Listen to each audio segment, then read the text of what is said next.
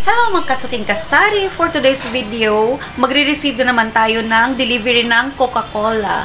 Yes, kanina mga kasuki, no, pinakita ko din sa inyo ang pag-receive natin ng delivery ng Sting.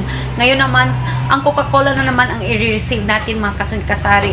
Pero, suki, hindi ito yung supplier namin talaga na nagsusupply sa amin. Ibang supplier ito siya kasi nga walang stocks yung main supplier namin ng Coke. So, isa yan sa mga tip natin mga kasuking kasari, no, na dapat maging resourceful tayo. Hindi tayo mag-rely sa isang supplier lamang.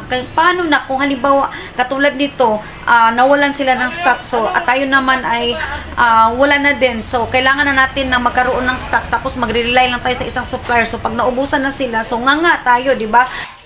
Hindi dapat tayo nag-rely sa isang source lamang. So, dapat meron tayong naka-reserva na another source na mga supplier, mga kasuking kasari.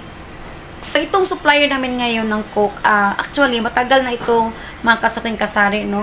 Pag wala kaming salita ng ito kasi pag halimbawa walang litro doon sa kabila tsaka sa kanya meron, doon gabi kumukuha sa kanya. At saka halimbawa naman pag walang ibang stock ng halimbawa walang kasalo or walang 8 ons sa main supplier namin, doon kami tumatakbo sa kanya, mga kasuking kasari.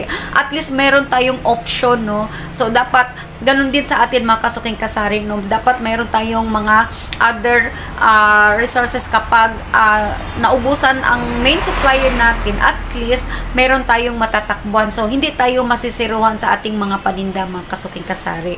So ito ngayon ipapakita ko sa inyo mga kasuking kasari ang pagre-receive natin ng Coca-Cola. Medyo hapon na po nahatid sa atin mga kasuki, no?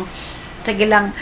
So, ayan, kung makikita nyo sa video, iba yung sasakyan nila, no? Hindi talaga yung sa Coca-Cola na, yung malaki, medyo malaki at saka marami ang laman. So, ito, for temporary, lang natin ito, supply mga kasuking kasari, habang wala pang stocks yung ating main supplier ng Coca-Cola.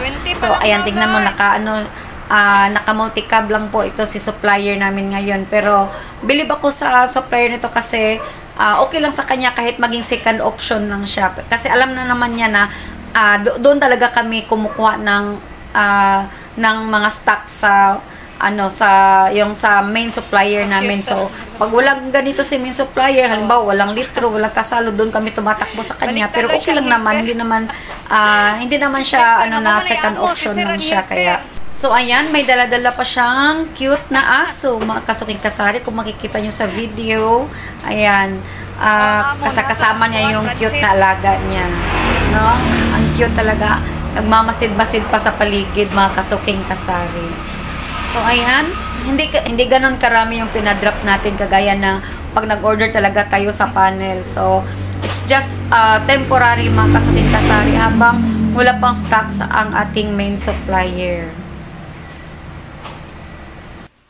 Kaya maraming salamat kay Suking Supplier dahil hindi tayo mauubusan ng stocks. Hindi tayo mawawalan ng stocks pag halimbawa walang stocks si main supplier natin. So, meron tayong matatakbuhan, mga kasuking kasari. So, for today's video, mga kasuking kasari, yan muna aking pwedeng maibahagi sa inyo. Bye!